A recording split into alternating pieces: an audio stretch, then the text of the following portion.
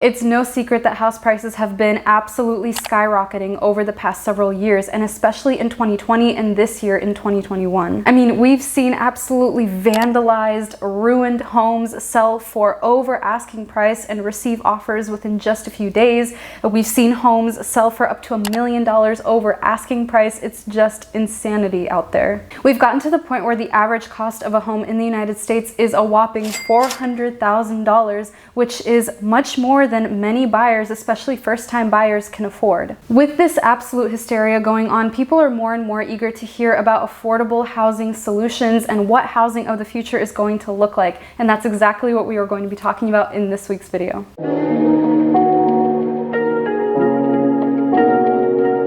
Hey everyone, welcome back. If you're new here, my name is Arena. I'm a real estate agent in Oregon, and on my channel we talk about all of the latest news in the housing market, the workforce, and the economy at large, and why that matters to you. So several weeks ago I uploaded a video about the boxable casita, which is a prefabricated home that I have put a deposit down on. I'm very excited to eventually receive it in the future.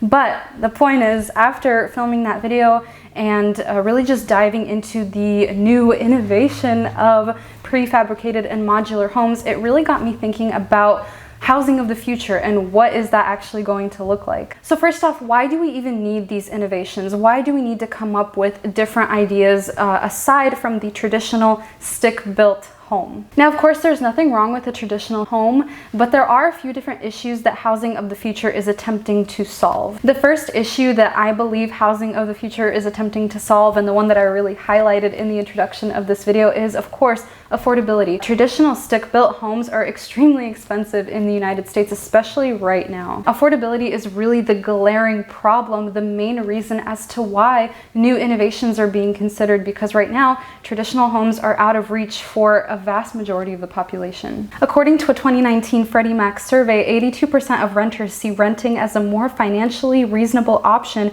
when compared to owning a home. To break that down further, 72% of middle-class renters said they would not buy a home because the cost of down payment would be too high. Aside from affordability, the second issue that housing of the future is attempting to solve is the amount of time that it takes to build a traditional stick-built home, as well as the amount of labor that's necessary and the materials that are necessary. As far as time, it can take up to 7 to 8 months to build a traditional home, and right now in today's market, in a lot of cases, it's actually taking much longer than that because of material and labor shortages, a whole lot of other factors. But the point is, the process of constructing a traditional home is usually quite a long time. Now, maybe you're wondering, why is the amount of time it takes to build a home an issue? Well, I would say that it's become more of an issue the past couple of years with the amount of buyer demand that we have.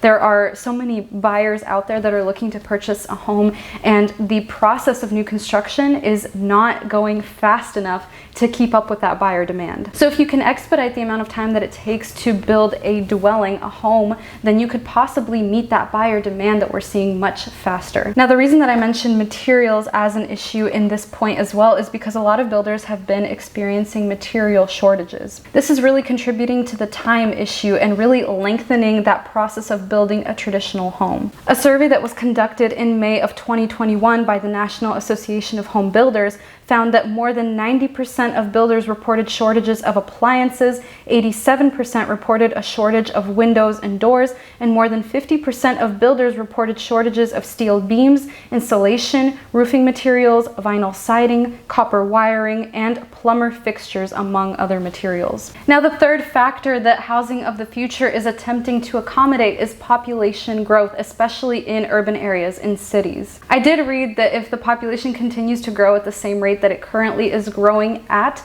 we would be at about 9 billion people by the year 2050. We're at around 7 billion right now. So, you know, that is also a concern in terms of where are we going to fit all these people. However, I'm not quite sure that I completely agree that this is like as big of a problem as affordability or, you know, time, labor, materials. I think those two are the main sort of reasons why we need housing innovations. But as far as population growth, I mean, potentially increasing density in major cities where a lot of this population growth is happening, that is potentially, you know, something that we would need new housing innovations for. But as far as, you know, thinking about population growth as a whole, as an issue, I don't really see it, because, you know, also right now, a lot of couples are choosing to not have kids. People are getting married a little bit later in life, and just, you know, kids are not a part of everybody's life right now, not like it was in previous generations, I don't think. So I decided to put this in here because, of course, there is the thought of density in major cities and fitting a lot of people in these major cities where the population is growing. But I don't think it's as big of an issue as the first two factors that I mentioned. But let me know what you guys think about this point in the comments down below. I'd be really interested to hear if you guys agree or disagree with me. And finally, the fourth issue that housing of the future is attempting to solve is climate change and concerns about eco-friendly housing. Large, traditional single-family homes with amenities like central heating and cooling are not exactly the most eco-friendly, green ways of living. Many people are now much more interested in a greener alternative. I know that here in Portland, if you want to list a home for sale, you do have to include a home energy score with it so that people can see, potential buyers can see what kind of an environmental impact the home has. So this is becoming a lot more of a topic of interest in the past several years. So I really think that as much as housing of the future is focused on, of course, being affordable, taking less time to build, I think also there's that eco-friendly aspect of it where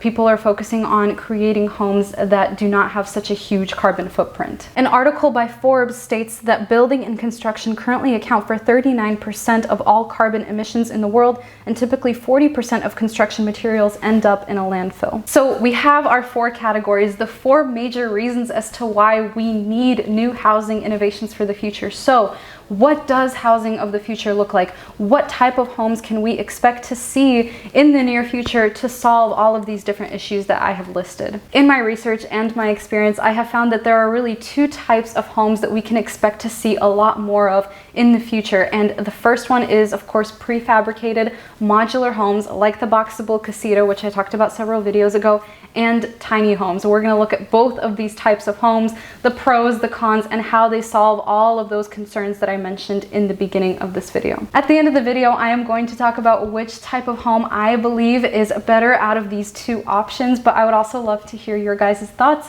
and opinions in the comment section down below, so definitely feel free to start a discussion down there. Let me know what your opinions are, because I want this to be a dialogue, you and me talking instead of just me talking to my camera. I would love to hear what your thoughts are. So let's start with prefabricated and modular homes. What are they? Essentially, all this means is that all the different components of this house are created in a factory and then shipped out to a building site where they will be assembled. It's kind of like buying a Lego set with instructions. You already have all of the pieces available to you. You just have to follow the instructions in order to assemble them to create the finished product. So now that we know what a prefabricated modular home is, let's talk about how it solves all of our four main issues. So first off, with affordability, as far as appreciation and depreciation, a modular home is very similar to a regular stick-built home because, like I said, it's attached to a foundation just like a regular house.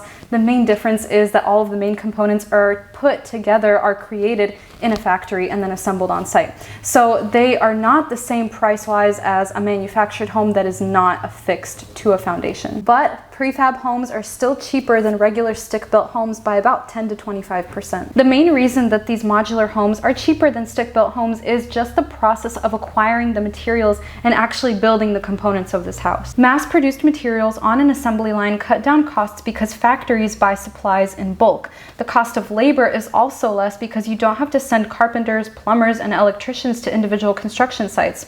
And a faster build time saves money as well. So purchasing materials in bulk, less labor, and quicker construction times all contribute to the fact that a prefab modular home is generally a lot more affordable than a stick-built one. Typically, you can expect to see a price of about $150 to $400 per square foot. The boxable casita is 375 square feet and costs almost $50,000, $49,500, which makes it about $132 per per square foot. Sometimes this price can include the home's interior fixtures, but if you are purchasing one, it's really important to double check on what the package includes. So you have to make sure and ask, does this price include appliances, windows, flooring, insulation, wiring for electrical, and doors? Aside from that, you also really have to consider the cost of land. You have to purchase land to put this home on, utility hookups, permits, the cost of pouring up the foundation. All of these costs are important to take into consideration if you're considering a modular home. But at the end of the day, it is still typically more affordable than a traditional home. Now, as far as our time, labor, and material issue, a prefab home can take as little as 3 months in order to be built. Typically, the entire process from start to finish will be about 4 to 6 months, but still much faster than a traditional home, especially in today's market. It's also, of course, a lot more efficient in terms of labor. Like I mentioned previously, you don't need as much labor. You don't need to hire as many people in order to build a prefabricated home. You also actually end up with a lot less material waste because all of the components of the home are being built in a very controlled environment, and you can recycle if necessary. Materials are also less likely to get damaged by weather because you are creating all of these components again in a controlled environment, in a factory, inside. So weather issues like rain isn't going to result in a loss of a lot of good material. As far as population growth, again, because these homes can be built a lot faster than traditional homes, we would be able to meet buyer demand far more quickly. As far as our climate change issue, prefab homes are a lot more eco-friendly to build. They typically take up a lot less energy when occupied and are very easy to recycle and deconstruct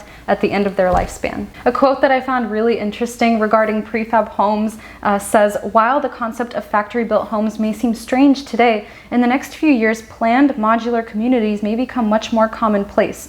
We may be asking not who built your house, but what factory did it come from?" So that's modular prefabricated homes. Now, what about tiny homes? As the name suggests, these are very, very small homes, typically between 400 and 600 square feet, and oftentimes they are placed on wheels, so they are not affixed to a foundation. They are transportable, much like an RV or a manufactured home. The issue with tiny homes is that most zoning codes do not allow the construction of a tiny home on a single family lot. It's not a very efficient use of space, and so it's been a very difficult process to legalize tiny homes in a lot of states. Tiny homes, in my opinion, are really a movement of minimalism, of living with less, of simple living. It's more of a movement than it is even just like the physical thing, the physical tiny home itself. Now, like I said, these are not currently legal in most states because A, there are no building codes for tiny homes, meaning they can't be held to a certain safety standard, and B, local zoning codes/rules can make it very hard to find a parcel of land where you can legally park one of these. Some argue that placing a tiny home on a parcel of land is not a very efficient use of space. For example, an article by Vox says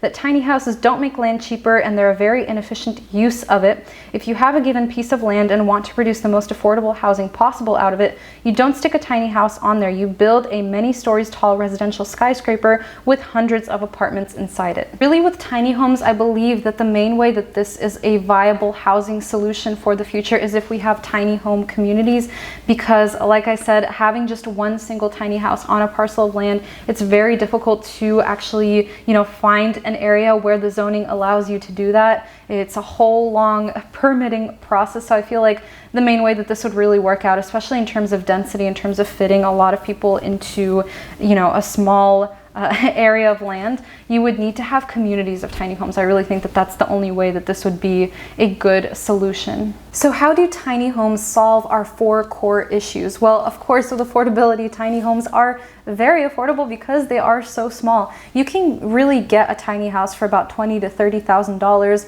If you really want a super cool luxury tiny house, you could spend about $80,000 and get a really, really nice tiny home. With time, labor, and material, because again, these homes are so small, they don't take as much material or labor or time because it is such a small amount of space. I mean, 400 to 600 square feet is not very much. So of course, with time, the process can really be expedited because you are not dealing with a large single family home. So as far as the concern of population growth, I believe really the only way that tiny homes can be a solution for that is with tiny home communities where we can fit a whole bunch of people onto a specific parcel of land. As far as the concern of climate change, small homes do not take up a lot of energy. It doesn't take a whole lot to heat up or cool down a tiny house. You're also, of course, saving a lot of money on material because you don't need quite as much when you are building a space that is only 400 to 600 square feet. According to a study performed by environmental design researcher Maria Sexton,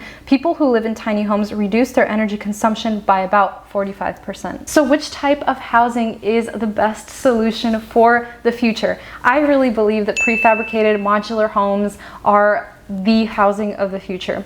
Not everybody necessarily wants to live in a tiny house. It's a lot harder to find an area where you can actually put a tiny home, a parcel of land where it will be legal, where the zoning will accommodate a tiny house. So I think really prefabricated homes are the solution to all of the concerns, all of the issues that we have talked about in this video. A modular home is a lot easier to get permitted. It's a lot easier to find land for it. There's a lot more variation in size, style, and design, and you can still have a tiny home but have it be modular and attached to a foundation. My husband and I will be getting our very own prefabricated modular home soon.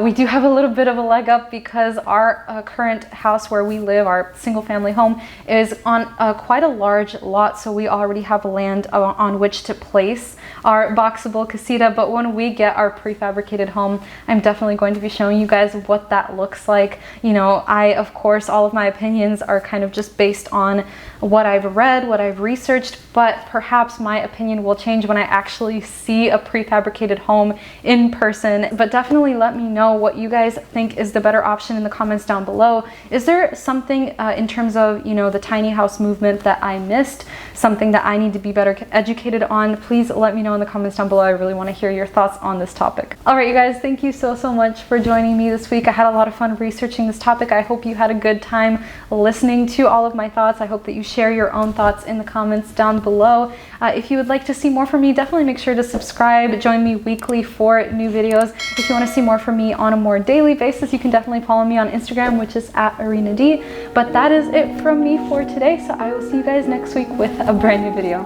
Bye!